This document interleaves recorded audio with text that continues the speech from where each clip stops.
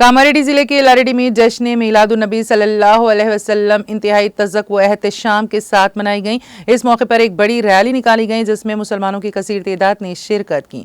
मुस्लिम अमायदीन ने कहा है कि ये जश्न पैगम्बर इस्लाम की ज़िंदगी, तालीमात और मीरास का एहतराम करता है और मुसलमानों के दरमियान इत्तेहाद, मोहब्बत और अक़ीदत को ज़ाहिर करता है। प्रोग्राम में मुस्लिम मजहबी कायदीन, साबिक़ ZPTC ग़ियासुद्दीन, साबिक़ MPP शेखावत अली के अलावा मुसलमानों की बड़ी तादाद ने शिरकत की।